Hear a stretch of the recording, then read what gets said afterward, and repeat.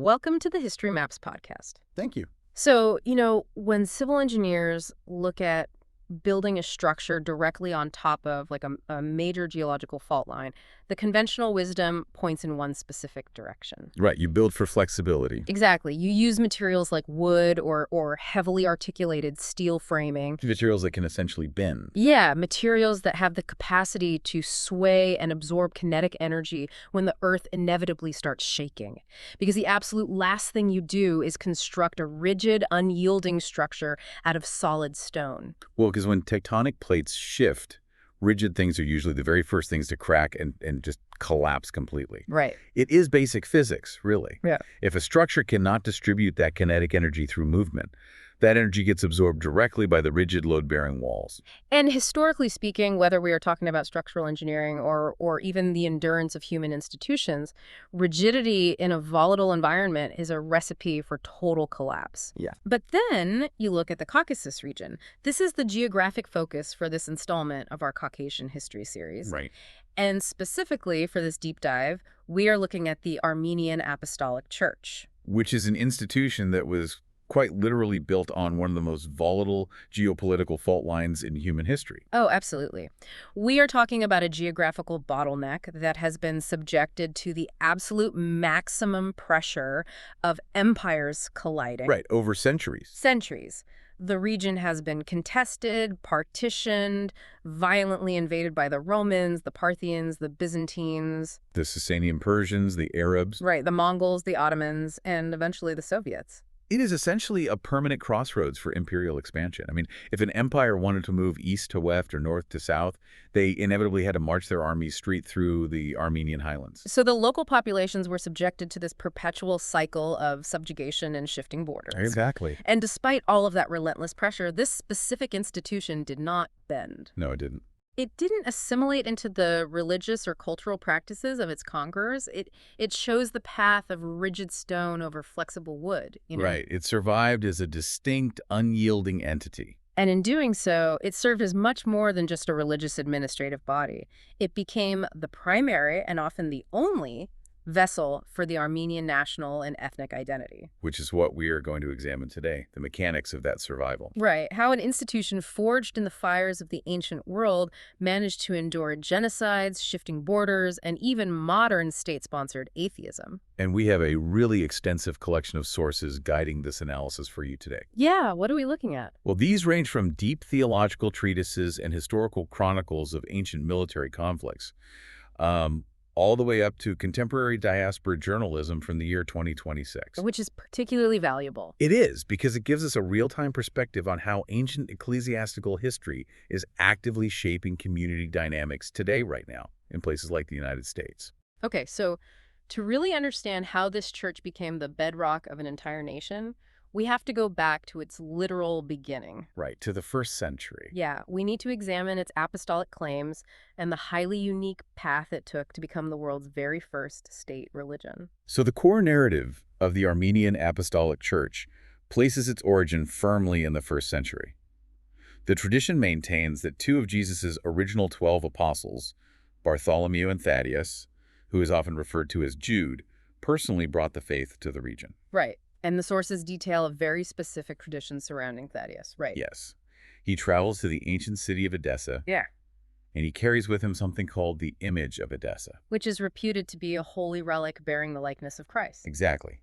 And he uses this relic to cure the local ruler, King Abgar V, of leprosy. Okay, so this miraculous healing results in King Abgar's conversion. Right, around the year 33. And that initial high-profile conversion creates an essential foothold. So from Edessa, Thaddeus is commissioned to push further north. Deep into the kingdom of Armenia, to proselytize. And he actually manages to infiltrate the royal court of the Armenian king, Sanatruk. He converts the king's daughter, right? Yes, Princess Sanduk. Yeah. But the political climate shifts drastically. King Sanatruk eventually falls into apostasy, turns fiercely against this new sect, and executes both his own daughter and the apostle Thaddeus. And then the apostle Bartholomew arrives in the region shortly after. Right, bringing his own relics, including a portrait of the Virgin Mary. And he begins his mission by establishing a nunnery directly over a former pagan temple. A temple dedicated to the Armenian goddess Anahit, yeah. And much like Thaddeus, Bartholomew finds success within the royal family itself. He manages to convert King Sanatruk's sister. And Sanatruk responds with the exact same level of brutality. He martyrs his female relative and has Bartholomew executed as well. So these first-century missions are foundational to the identity of the church. Even though they end in brutal martyrdoms, they plant the initial seeds of a Christian community. You have to remember that this region was completely dominated by the Arsacid kingdom, which had deep ties to Zoroastrianism and local pagan syncretism. So early Christianity here was a marginalized, heavily persecuted, underground sect. Exactly. It had to persist in absolute secrecy for nearly 2.5 centuries. Right. Until that long period of secrecy eventually breaks in the late 3rd century with the arrival of St. Gregory the Illuminator. Gregory is born around the year 257, and his origin story is, well, it reads like a high-stakes political thriller. Yeah, his father is a Parthian nobleman named Anik. Right, and Anik is responsible for assassinating the Armenian king, Khosrov. So in the immediate fallout of that assassination, Anik's entire family is targeted for extermination by the royal guard. But the infant Gregory is saved by his caretakers. They smuggle him out of the kingdom and take him west to the city of Caesarea in Cappadocia. And Caesarea is a crucial detail here. It is, because it is a major center of early Christian theology within the Roman sphere of influence. So Gregory is raised there, heavily educated in the Christian faith. And steeped in Hellenistic culture. He grows up entirely separated from the pagan traditions of his ancestral homeland. But as an adult, he makes the conscious decision to return to Armenia. Right. And he doesn't just return quietly. He returns incognito and actively enters the royal service of the newly crowned Armenian king, Tiridates III. And the massive complication here is that Tiridates III is the son of King Khosrov, the very king that Gregory's father assassinated. Yes, it is an incredibly volatile dynamic. Gregory is serving the son of the man his father murdered, while harboring a secret religious identity that the state actively persecutes. And that tension finally snaps during a major state function. King Tiridates III orders Gregory to participate in a traditional pagan ritual. He tells him to lay a wreath of flowers at a shrine dedicated to the goddess Anahit. And Gregory flat out refuses. Right. So in the ensuing interrogation, Tiridates discovers Gregory's true identity as a Christian, and shortly after, discovers his lineage as the son of the royal assassin. And Tiridates unleashes a uniquely horrific punishment. He has Gregory thrown into a subterranean pit known as Kor Virap, which translates to deep dungeon. And he doesn't just stay in that pit for a few days or weeks. He is imprisoned down there for 14 years. 14 years. The sources and the subsequent hagiography treat Gregory's survival in Kor Virap as a literal miracle. According to tradition, he only survived because a local Christian widow secretly dropped small scraps of food into the pit every day. Exactly. But while Gregory is surviving in the dark, the political situation above ground begins to deteriorate rapidly. Because the climax of this narrative centers entirely on King Tiridates III. Yes. According to the traditional historical chronicles, the king descends into a severe, crippling madness. And the visual language they use to describe this madness is incredibly specific. They claim the king was physically transformed into a wild boar. Right, roaming the wilderness, completely disconnected from his royal authority and his humanity. It is at this point of total state crisis that the king's sister, Khosrovituk, reports having a recurring divine vision. And the vision insists that the only person capable of curing the king's madness is the prisoner they left to rot in Kor Virap 14 years ago. So they go to the pit, they pull Gregory out. He is described as being covered in filth, his clothes rotted away, looking barely human himself. But he prays over the king, and Tiridates III is instantly cured of his affliction. And in the aftermath of this healing, the king experiences a profound reversal.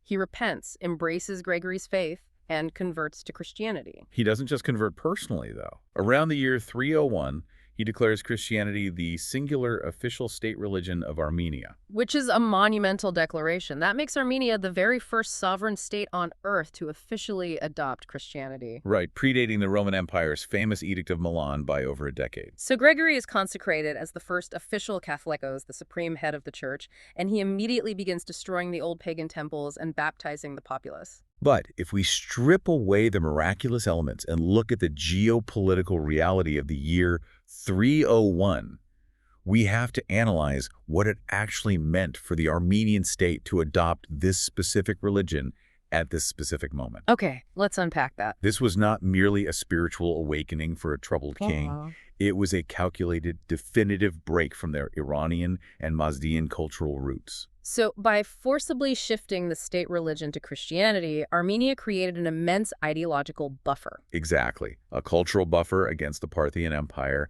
and more specifically, the rising power of the Sasanian Persians to their east. Now, I want to challenge the literal interpretation of this narrative for a second, specifically the wild boar situation. Okay. I know the ancient chronicles present this as a literal historical event, but we have to read between the lines here. Right. Think about the political reality of Tiridates III. Right. This is a ruler who throws people into dark holes for over a decade based on their parentage and their religious beliefs. What if this physical transformation into a boar is actually an ancient political allegory? In the ancient world, the wild boar often symbolized uncontrollable, destructive rage. That makes sense. So perhaps this madness represents the brutal, animalistic tyranny of a ruler who has completely lost his moral compass. And his cure, by Gregory, is an allegorical way of describing that animalistic tyranny being tamed by the intellectual and spiritual enlightenment of this new Christian faith. It is a narrative way of saying the king finally regained his fundamental humanity. Yeah. And that allegorical reading is deeply supported by how ancient historians operated. They frequently employed dramatic physical metamorphoses to signify profound psychological or moral shifts within a ruler. Right. But regardless of whether we view the madness as a literal affliction or a political allegory, the historical outcome remains identical. Yes. The entire orientation of the Armenian state pivoted violently away from the Persian sphere and toward the Christian West. But converting a king and declaring a state religion is really only step one of a much longer process. Right. It is just the beginning. If you want to truly solidify a new faith across a geographically isolated mountainous region, and more importantly, if you want to prevent your population from slowly assimilating back into the massive empire surrounding you, the church needs its own distinct voice. Which drives us straight into the linguistic revolution. It acted as a massive spiritual firewall. Okay, let's talk about that firewall.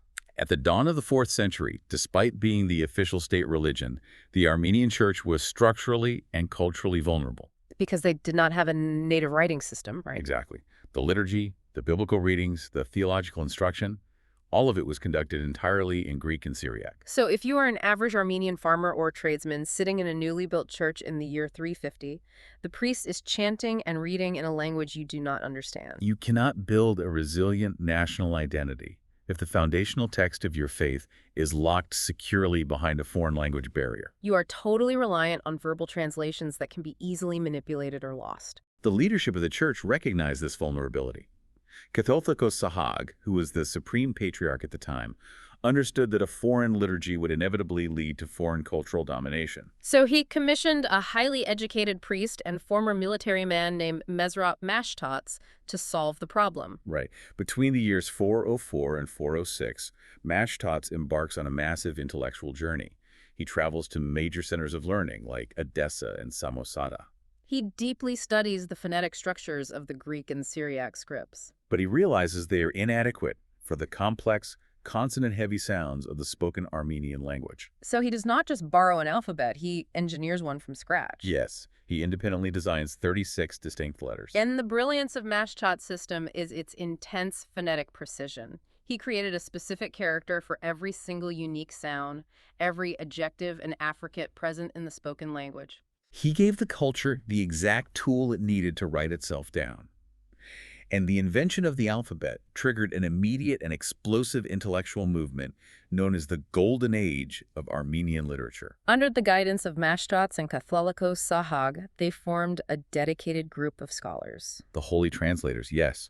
Their first task was monumental, translating the entire Bible from Greek and Syriac into the newly codified written language, which we now call Classical Armenian, or Grubar. Right. They began with the Book of Proverbs, and from there they translated major theological treatises, philosophical works, and liturgical texts. And this completely changes the trajectory of their survival. Let's look at the timeline. In the year 387, just a couple of decades before the alphabet is finalized, the Kingdom of Armenia suffers a massive geopolitical collapse. Right. The territory is formally partitioned between the Byzantine Empire to the west and the Sasanian Persian Empire to the east.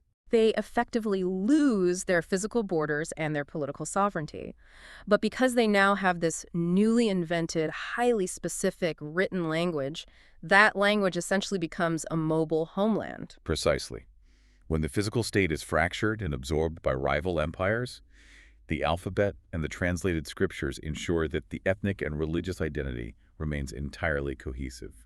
So monasteries rapidly transformed into scriptoria. Monks dedicated their lives to meticulously copying texts, distributing them across the partitioned territories, and preserving the intellectual heritage regardless of who sat on the local throne. You know, the traditional historical narrative often frames the invention of the alphabet as a purely pastoral endeavor, a devout effort to bring the gospel to the common people. Yes, that is the common framing. But if you look at the geopolitical pressure cooker they were sitting in, this looks less like pastoral care and more like a calculated geopolitical strategy. How do you mean? I view this alphabet as a deliberate intellectual firewall. The church leaders knew they were going to be swallowed by Byzantium and Persia. By creating a completely unique script, they ensured that their sacred texts, their history, and their liturgy could not be easily co-opted or overwritten by Byzantine or Persian cultural imperialism. It was a preemptive strike against assimilation. Exactly. It was a declaration of independence written in 36 brand new characters. By elevating their vernacular tongue to a highly sophisticated literary language, they actively resisted the Hellenization from the West and the later Arabization from the South that completely absorbed so many other ancient cultures in the region. They essentially made their culture indigestible to empires. Yes, they did.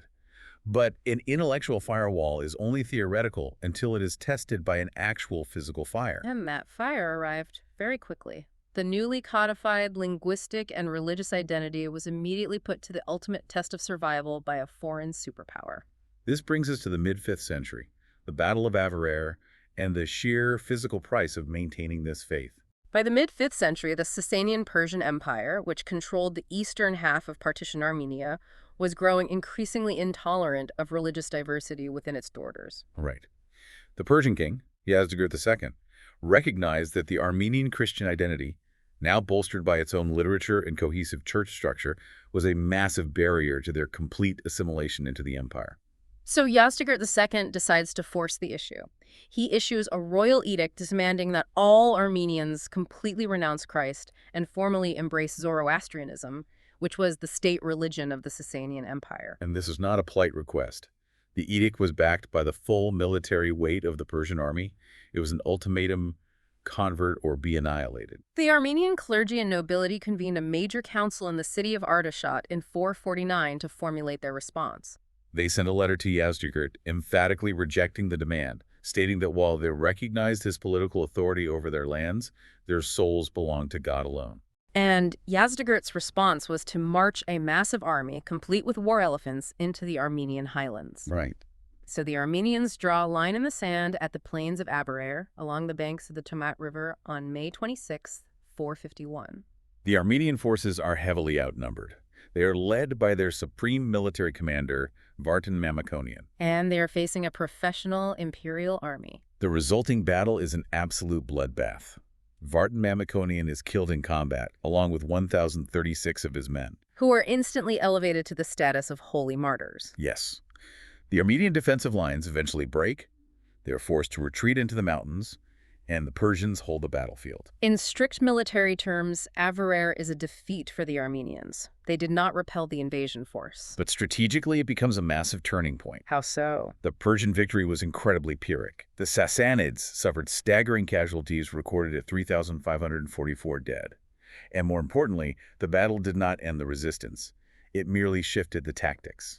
Right, because the surviving Armenian forces retreat into the rugged, mountainous terrain of the Caucasus and initiate a grueling 33-year guerrilla war. Led by Vartan's nephew, Vahan Mamikonian. For over 3 decades, they use hit-and-run tactics. They ambush Persian supply lines. They basically make eastern Armenia completely ungovernable for the Sassanids. Yes. By the year 484, the new Persian king, Shah Balash, is facing severe internal crises and major threats on his eastern frontiers from the Hephthalites. He realizes he cannot afford to bleed resources and manpower in an endless insurgency in the Armenian mountains. He needs stability. So the Persian superpower is forced to the negotiating table by a mountain insurgency. They meet with Vahan Mamikonian and sign the Treaty of Anversac in 484. And when you read the specific terms of this treaty, they are absolutely staggering for the ancient world. The provisions of Namvarusk represent a total capitulation on the issue of religious assimilation. Right. The treaty demanded the immediate destruction of all existing Zoroastrian fire altars that had been built in Armenia. It strictly prohibited the construction of any new altars. It guaranteed complete, unimpeded freedom of Christian worship across the territory. And critically, it prohibited the Persian state from offering any land grants, bureaucratic promotions, or economic incentives to Armenians who converted to Zoroastrianism, thereby removing the financial pressure to assimilate. Historians frequently point to the Treaty of Navarsak as one of the earliest formal legal guarantees of religious freedom in human history. And it only happened because the Armenians utilized a strategy of extreme attrition.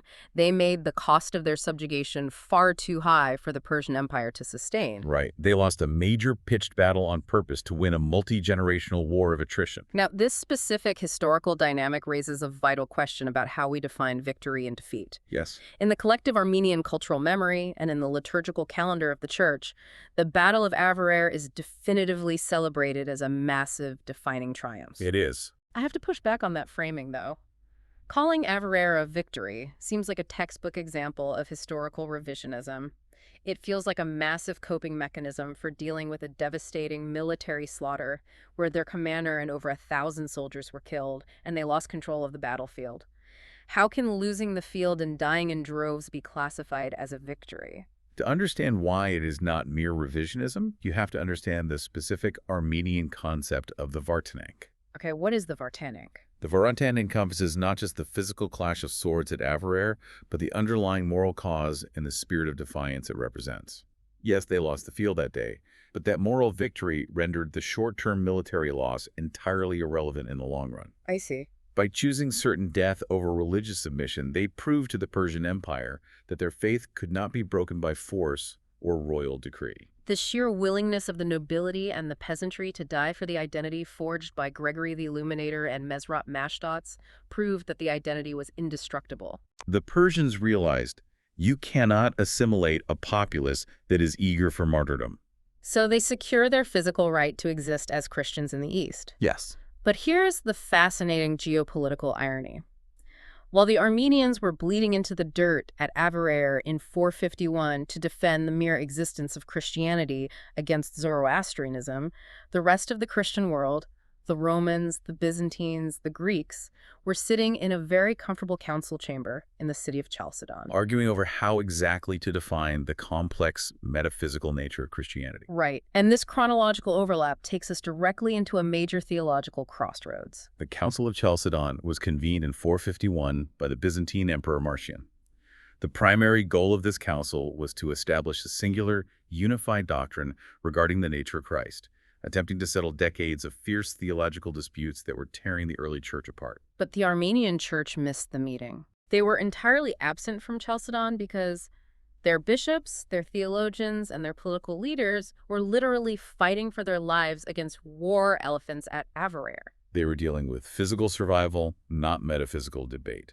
So by the time the dust finally settled in Armenia and the long guerrilla war subsided, the Armenian clergy finally had the breathing room to review the theological documents that were produced at Chalcedon. And they read them, debated them, and formally rejected them. And this rejection was not a knee-jerk reaction. It was a highly deliberate, thoroughly debated process that unfolded over decades. At the First Council of Dreven in 506, operating under the leadership of Catholic Bobkin I, the Armenian Church initially expressed their deep dissatisfaction with the Chalcedonian definitions. And this theological stance was fully solidified at the Second Council of Dreven in 554 under Catholicosates II. It was at this specific council that the Armenian Apostolic Church officially severed doctrinal ties with the Chalcedonian churches of Rome and Constantinople. We need to break down the actual theological rift here because it is the defining feature of their religious identity. Let's do it. The Armenian Church strongly upheld a doctrine called Miaphysitism. This theological framework was heavily influenced by the teachings of St. Cyril of Alexandria. Right. Miaphysitism argues that Christ exists in one united, singular nature. In this one nature, absolute divinity and absolute humanity are fully preserved, deeply intertwined and inseparably conjoined. In stark contrast, the Council of Chalcedon established the doctrine of diophysitism. Yes, diophysitism explicitly states that Christ possesses two completely distinct natures, one divine and one human. These two natures coexist within the one person of Jesus Christ, but they do so without confusion, without change, without division, and without separation. They are distinct. Now, there are a lot of persistent myths surrounding this split, especially myths that gained traction in the 19th century. Oh, absolutely. The narrative was often that the Armenians only rejected Chalcedon because they were being politically coerced by their Persian overlords to distance themselves from the Byzantine Empire. Or, even more patronizingly, the myth suggests that the Armenians simply lacked the philosophical vocabulary to properly understand the complex Greek translations of the Chalcedonian texts. But the historical sources and the theological treatises from the councils of Jeven make it abundantly clear that we must dispel those myths. The Armenian rejection was not based on geopolitical coercion or linguistic confusion. It was a fiercely calculated, deeply held religious conviction. The Armenian Church had already officially adopted the Christology of St. Cyril at the earlier Council of Ephesus in 431. So when they read the decrees of Chalcedon, they believed the Byzantine and Roman churches had made a dangerous theological error. They felt that insisting on two distinct natures dangerously bordered on Nestorianism, which threatened to divide Christ into two separate entities. They were not confused by the Greek terminology. They understood it perfectly and fundamentally believed it was heresy. Let's ground this high-level theology in a concrete analogy for you listening, because terms like Miaphysitism and diophysitism can get incredibly dense. Let's look at the Chalcedonian view. First, diophysitism, the two distinct natures. Okay. If I have a jar and I pour in a cup of water and then I pour in a cup of oil, I have two substances occupying the exact same space. They are in the same container, interacting with one another, but they remain fundamentally distinct, separate entities. The oil is oil and the water is water. That is the two-nature view. That captures the Chalcedonian emphasis perfectly. They fiercely protected the unconfused distinction of the two natures, insisting that the divinity and humanity do not bleed into one another to create a third thing, much like the oil and water maintain their distinct properties. Right. Now contrast that with the Armenian position, Miaphysitism, the one united nature. This is not oil and water. This is like baking a cake. Okay, a cake. You take flour, you take sugar, you take eggs, and you take butter. You mix them completely together in a bowl, and you apply intense heat. The original ingredients do not disappear.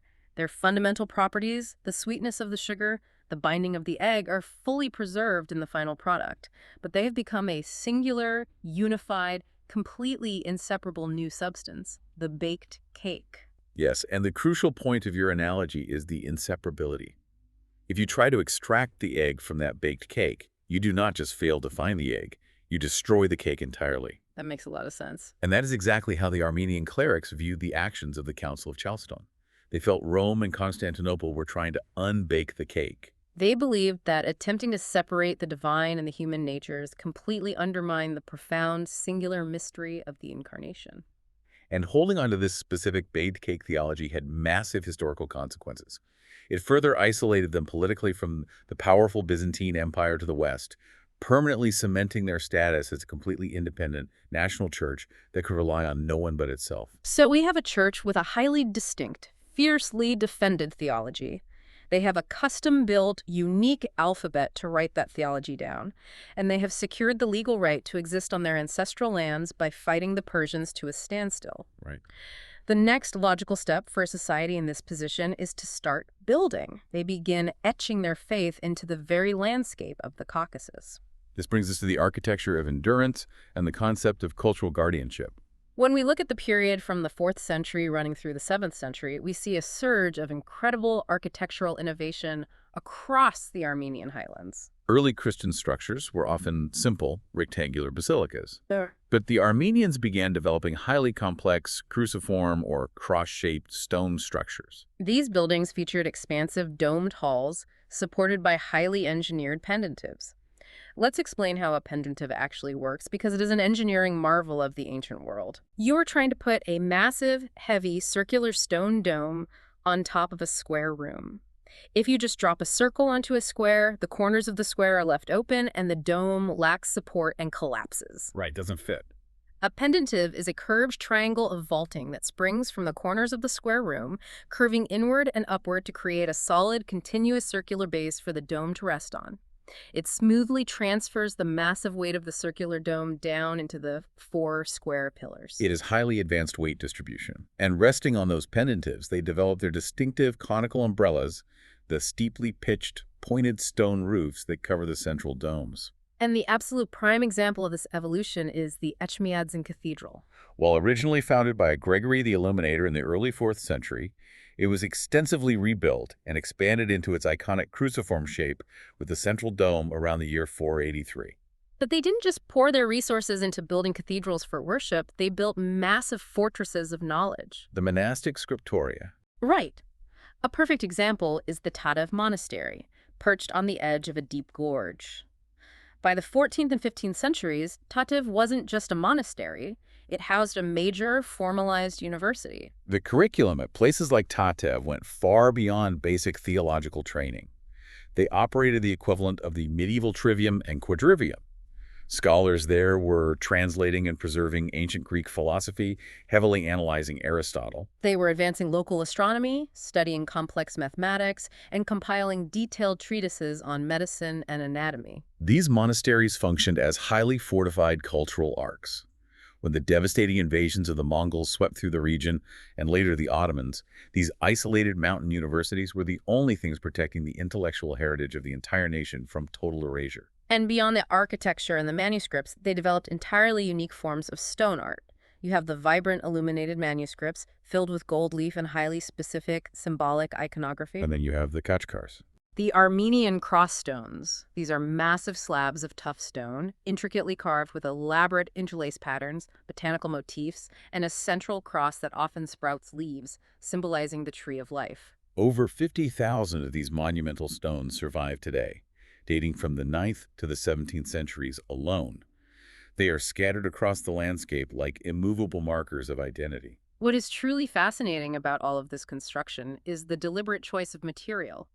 Stone was the absolute primary medium. This was necessitated partly by the severe regional scarcity of suitable timber, but more importantly, by the incredibly high level of seismic activity in the Caucasus. The structures had to be incredibly dense to survive the earthquakes. And the physical design of these stone structures also deeply reflected their theology.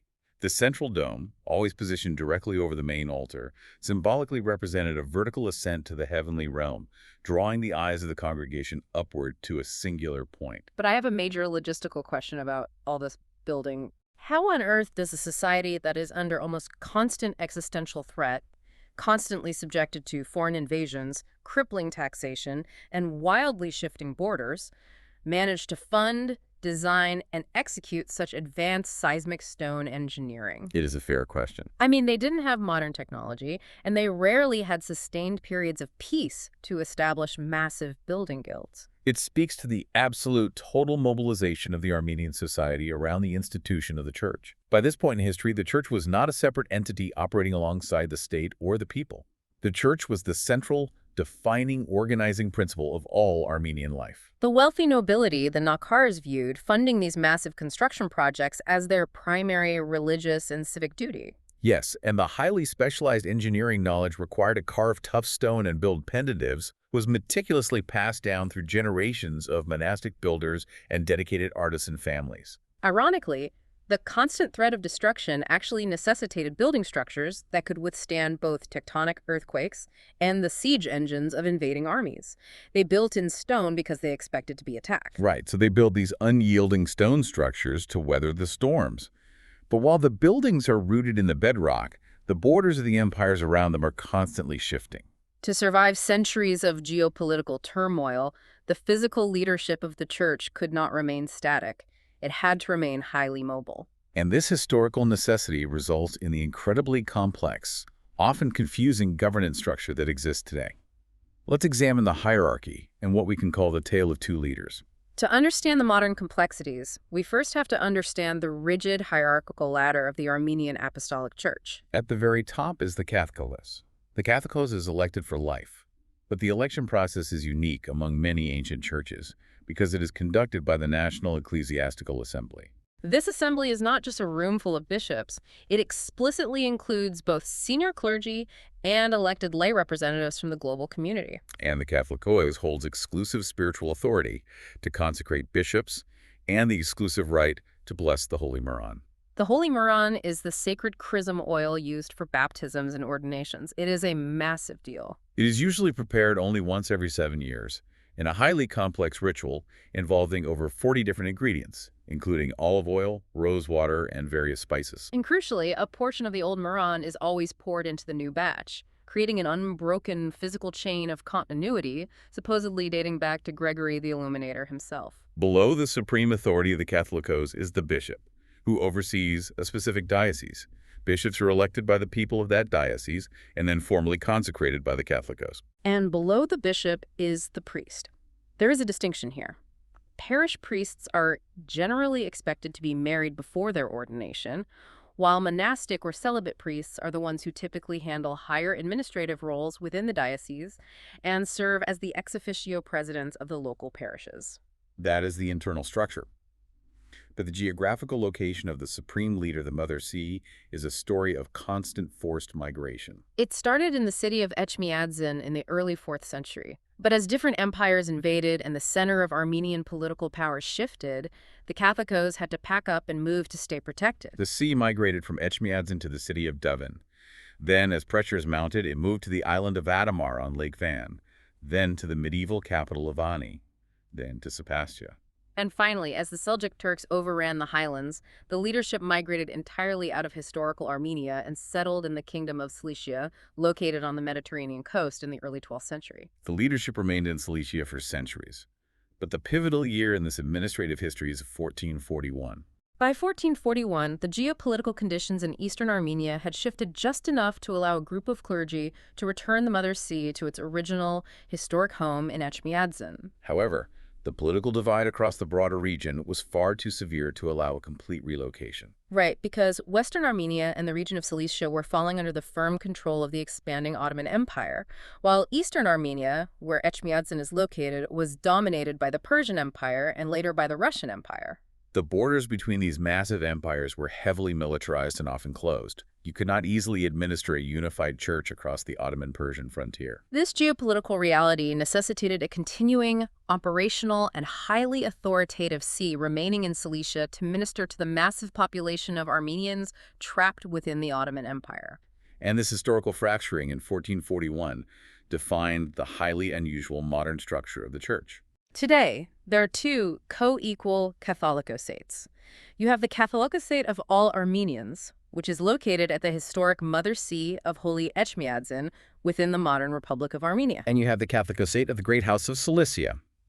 Due to the catastrophic events of the 20th century, the See of Cilicia was forced to relocate from modern-day Turkey and established its current headquarters in Antelius, Lebanon.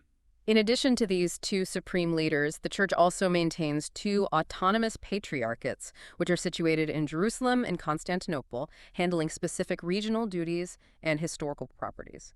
It is crucial to unpack the specific nuances of this two-leader structure because it often confuses outside observers. Definitely. The Catholicos of the Great House of Cilicia is completely equal in rank and ecclesiastical privileges to his counterpart in Etchmiadzin. He has the authority to consecrate his own bishops for his own diocese, and he possesses the exclusive right to brew and bless his own Holy Moran. However, the Catholicos of Cilicia formally recognizes the primacy of honor of the Catholicos in Etchmiadzin, acknowledging Etchmiadzin as the original spiritual center.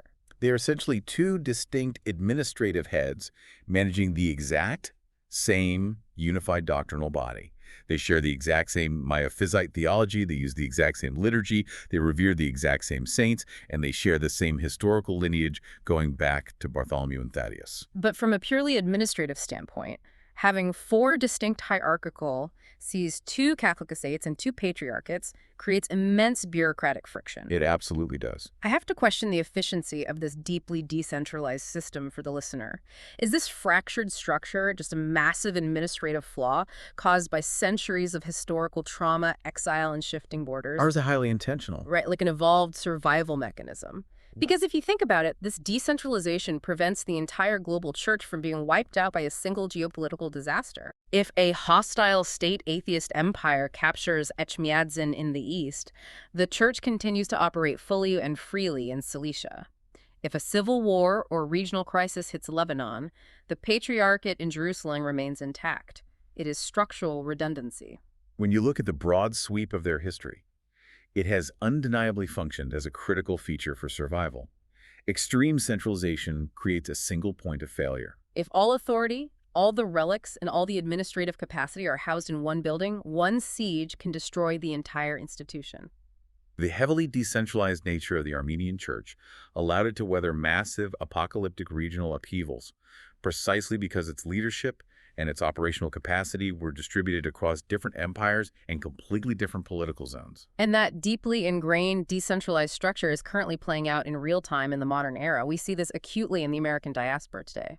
It is a fascinating case study in how decisions made in 1441 and traumas endured in the early 20th century directly shape how communities operate in cities like Boston or Los Angeles today. To understand these modern community dynamics in the diaspora, we have to provide brief but vital context regarding the immense struggles of the 20th century. The defining catastrophe for the Armenian people was the 1915 Armenian genocide perpetrated by the Ottoman Empire. This horrific event eradicated the historic, millennia-old Armenian presence in Western Armenia and forced the Holy See of Cilicia into permanent exile, eventually settling in Lebanon to minister to the massive waves of refugees. And while the western half of the population was being subjected to genocide and exile, the surviving territory in eastern Armenia was quickly absorbed into the Soviet Union. The church in the East now faced the brutal reality of state-sponsored atheism. The Soviet authorities aggressively targeted the clergy. We have to note the tragic murder of Catholicos Korin I in 1938, who was reportedly strangled by Soviet secret police agents in Etchmiadzin. But we also see the incredible resilience of his successor, Cathitos Vascan I, who utilized immense diplomatic skill to keep the church functioning and open during the darkest decades of the Cold War. This dual overlapping trauma, the genocide in the West and the suffocating Soviet oppression in the East, created a deeply fractured, highly traumatized global diaspora. In the United States, the political tensions of the Cold War bled directly into the church pews. This culminated in a massive administrative split in 1957 with the establishment of the prelacy. The prelacy was created by a coalition of unaffiliated churches in America that explicitly sought a hierarchical relationship with the See of Cilicia in Lebanon. They chose to operate entirely distinctly from the existing diocese, which remained steadfastly aligned with the mother see of Etchmiadzin in Soviet Armenia. So as a result of Cold War politics and historical allegiances, you have two completely separate administrative units, the prelacy and the diocese, operating within the exact same geographic territory in North America. You have two different bishops in New York, two different bishops in California, leading congregations that share the exact same faith. And this ongoing dynamic is perfectly highlighted in a fascinating piece of contemporary journalism from the year 2026. An article in the Armenian Weekly deeply analyzed the simultaneous pontifical visits of the two current supreme leaders to the United States. The contrast in how these two leaders approach their visits to the same country at the same time is highly revealing of their different institutional priorities. Right. Catholicos Aram I, the head of the Great House of Cilicia, conducted a highly organized, intensely public, and grueling pastoral visit. His stated mission focused heavily on the reorganization and revitalization of the youth in the diaspora. He made it a specific point to physically visit every single parish within his North American jurisdiction. He engaged in numerous public forums, town halls, and critically, he conducted the vast majority of his public discussions in English to connect directly with the younger generations who may not speak fluent Armenian. In stark, noticeable contrast, the visit from Catholicos Kirikin II, the head of the Mother See of Etchmiadzin, was characterized by the journalist as mostly private. His itinerary heavily focused on elite-level meetings, closed-door discussions, and a major gala banquet held by the AGBU Assembly. There was very limited public access or mass pastoral engagement for the general faithful of his dioceses. The article astutely notes that this approach unfortunately feeds a lingering perception of elitism and points out a startling statistic. The Catholicos of Etchmiadzin had not conducted a full, comprehensive public pontifical visit to the local parishes in this region in over 17 years. In discussing the Mother See of Etchmiadzin, the contemporary sources also note several underlying, highly complex political controversies currently surrounding the institution in 2026. There are widely reported ongoing tensions between Catholicos Kiriakin II and the current Pashinyan government operating in the Republic of Armenia. Furthermore, the sources reference speculative rumors within the diaspora regarding potential, ongoing ties between the hierarchy of the Mother See and political interests in the Kremlin. And it is essential to present these points purely as complex, multifaceted, modern challenges that the Church is currently navigating in a volatile region. We are just reporting what the sources say here without endorsing any cider. Absolutely. The geopolitical environment the Church operates in today is just as fraught and heavily politicized as it was when they were dealing with the Byzantines and the Sassanids in the 5th century. They are navigating state pressures on all sides. But let's bring this back to the people in the pews. The 6 to 9 million diaspora Armenians living globally. Okay. For many of these communities, the Church effectively functions as a stateless nation. It is their primary connection to their heritage. But what is the long-term psychological impact on the faithful when these administrative divisions, the prelacy church down the street versus the diocese church across town, persist across multiple generations in a single city like Boston, Detroit, or Los Angeles? It creates a deeply fascinating, heavily entrenched sociological dynamic. What may have started decades ago in the 1950s as an acrimonious, politically charged division over Soviet influence has, over the generations, evolved into a de facto, quiet acceptance. Deep loyalties, family traditions, and social comfort levels have been firmly established within the respective parishes. People attend the church their grandparents built. However, the author of the 2026 Armenian Weekly article correctly notes that despite the shared theology, artificial administrative barriers still exist. These barriers impede the free flow of knowledge, resources, and community integration between the two sides. The author argues forcefully that these barriers need to be dismantled for the health of the diaspora. The author actually moves beyond just pointing out the problem. They make a very specific, highly actionable recommendation for these pontifical visits. They suggest that when the two leaders are in the same country, each catholicosates should be officially invited to a Rashapar service, a traditional, highly joyous, welcoming ceremony at the other respective church. The author argues that the laypeople desperately need to visually see that they are one unified, unbroken body, regardless of whether the local bishop reports to Lebanon or to Armenia. But I have to ask, is genuine structural administrative reconciliation actually possible at this point? Or have centuries of distinct operational traditions, compounded by the bitter politics of the Cold War and massive property holdings, made this division essentially permanent? That remains one of the most pressing open questions for the institution in the 21st century. A full, top-down administrative merger would be incredibly complex due to heavily entrenched institutional structures, distinct clerical pipelines, and the legal realities of separate property trusts. However, increased grassroots cooperation, joint liturgical celebrations, shared educational resources, and profound mutual recognition are highly feasible, and in many progressive communities, they already occur regularly. The shared Miaphysite theology and the shared history of survival remain exponentially stronger than the bureaucratic borders separating them. We have covered an immense amount of ground today.